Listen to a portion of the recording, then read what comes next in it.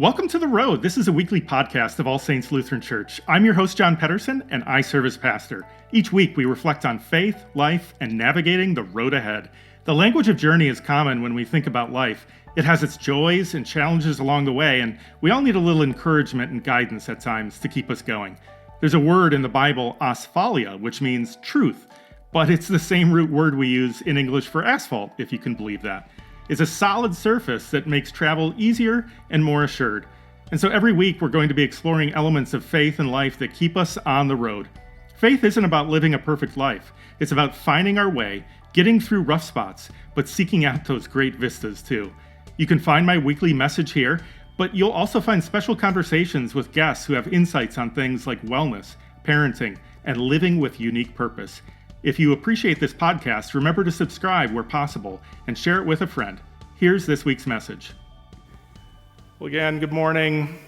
And today we begin a new series called Together. We're exploring some of the building blocks of the communities, for the communities where we live and work. Communities and societies are built on many smaller commitments and investments and interactions, and Christian faith speaks to the practices and perspectives needed to build and sustain life together. How does our family, our resources, the role of status, caring for one another, and having a clear path or direction shape community? Those are some of the topics that we'll be addressing together. You and I and our neighbors all bring hopes and expectations of what being together will be like. And most of us are pretty realistic, right? We know that being together isn't perfect, but we hope that we can find a sense of shared experience and support and common care and purpose. And depending on the kind of community or group that we're talking about, of course, there are different levels of connection. What we seek in our experience of family or a group or a congregation, our local community, and even society are going to be different. But all of those levels of life together flourish when there are certain elements in place. So why is this helpful to talk about? Because I think most of us would say that our society is going through some growing pains. We're all seeking a better society and experience of community, and too often that has seemed challenged. So the topics over the next several weeks are key elements that ground us in a healthy, life-giving connection to one another. And there are certainly other areas, but these are some important ones. So today's about family, and a few minutes ago, I read a passage from Mark 10 in which Jesus talks about marriage and divorce and the care of children. And sometimes passages like these get interpreted through our modern lens, and it's important to recognize some context for that before we get too far, and I'll get to that in a moment. But we know that in our culture, like any, there has sometimes been an ideal picture of family raised up that many don't fit into. I mean, it wasn't too many decades ago when two people marrying from different denominations was considered scandalous, right? Oh my, a Catholic and a Lutheran marrying.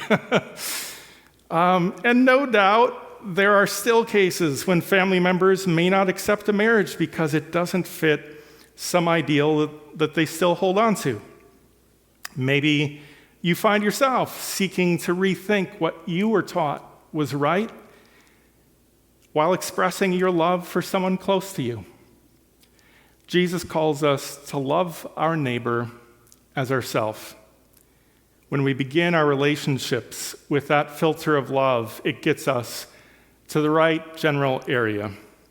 And when it comes to family, divorce has been a source of pain for so many over time, and the desire to value and strengthen marriages can sometimes make those who have experienced the end of a marriage feel diminished in the eyes of the faith community or even in the eyes of God. What brings two people together and what ultimately separates them can be complicated. And yet we know that in all of these things, God approaches us with the same love that he calls us to demonstrate. In Mark 10, some experts in religious laws pose a question to Jesus. Is it lawful for a man to divorce his wife? And, just in case we thought that divorce was a modern thing, The Bible shows clear evidence that divorce has been a reality for at least 3,200 years. Jesus had this conversation about divorce with the Pharisees 2,000 years ago. And Moses gave the law about divorce certificates, which is mentioned in our reading about 1,200 years before that. And just a note for context that a few chapters earlier, we learned that John the Baptist had called out King Herod for a recent divorce and remarriage to his brother's wife. And shortly after that, John was beheaded. Herod was a part of a large family involved in politics. Herod's clan was famous for divorces and remarriages, oftentimes in a power-grabbing effort or to get political fortune. And as experienced by John, it was dangerous to comment on an issue impacting a powerful person like Herod. And that's probably the corner the Pharisees wanted to paint Jesus into. But as was the custom for the Pharisees, their focus was always on the letter of the law, meaning a literal interpretation of it. But what Jesus repeatedly does throughout his ministry is look back to the spirit of the law, or the original intent of it. And sometimes laws are written with a particular context or reality in mind, but when the reality around you changes, like over a couple thousand years or 3,200 years, you kind of have to factor that in. Otherwise, you can actually end up violating the original spirit of it in the process of trying to enforce the letter of it. So what's the original spirit here? Jesus names the original context for the letter of the law that the Pharisees are referencing. He says Moses allowed a man to write a certificate of dismissal and to divorce his wife. But Jesus said to them, it was because of your hardness of heart that he wrote this commandment for you. Notice how Jesus is getting to the heart, to the intent of love. There's so much we could unpack about the assumptions embedded in that ancient law, like the fact that men seem to be given unilateral ability to end a marriage, while a wife is needed to passively accept it. And while that is largely true, the reality is there were various provisions and interpretations of the law that soften that reality. There were requirements and restrictions. Neither the Pharisees nor Jesus seemed to want to get into a drawn-out debate over all of those provisions. But one of those seemed to be that in presenting a certificate, it did provide the wife an opportunity to contest it.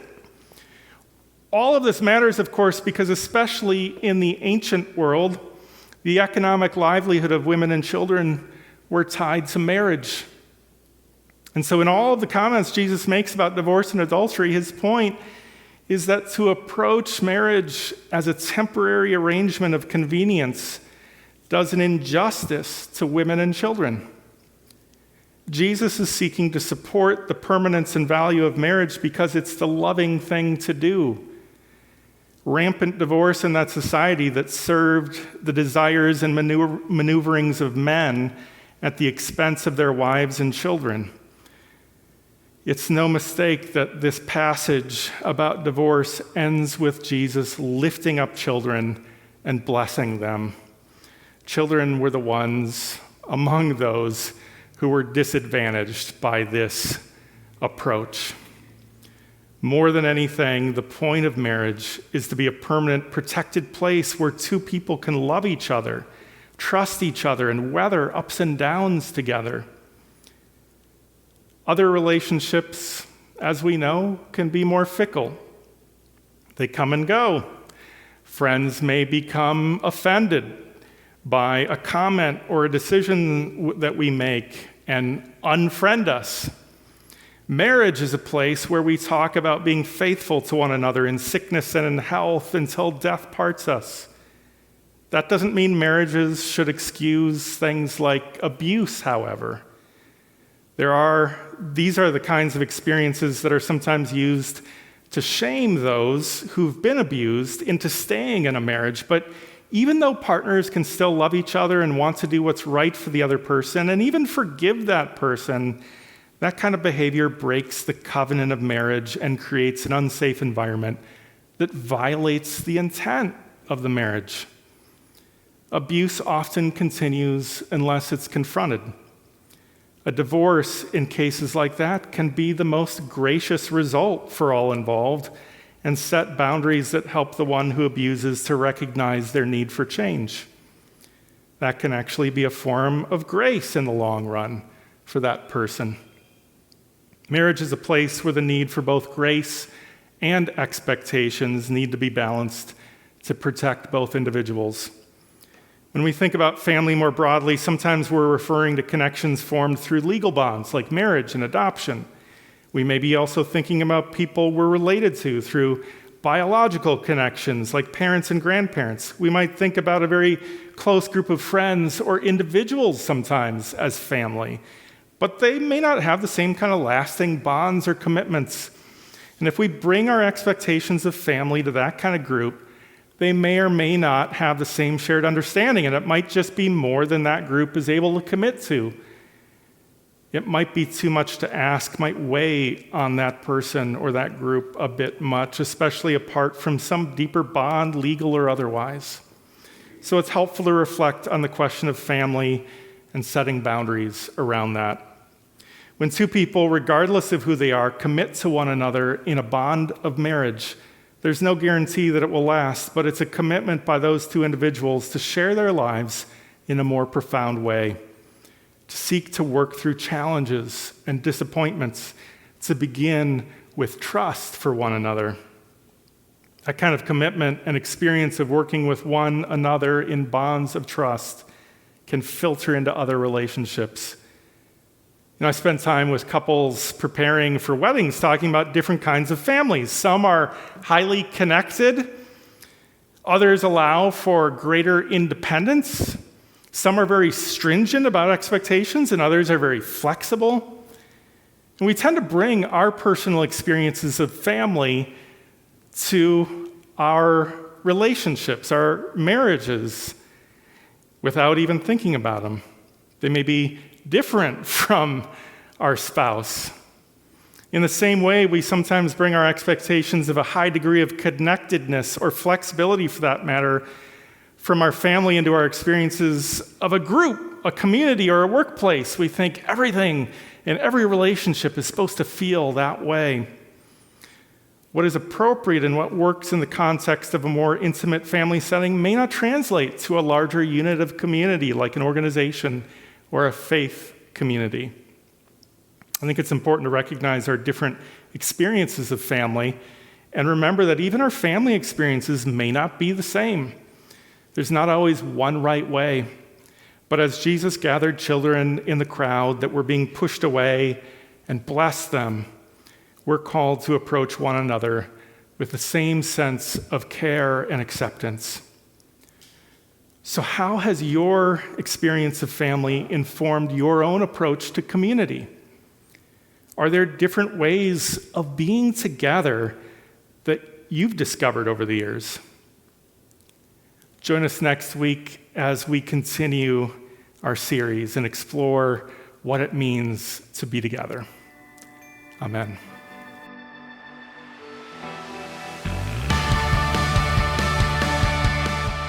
That's this week's message. You don't have to navigate the road ahead alone. You can join with others at All Saints.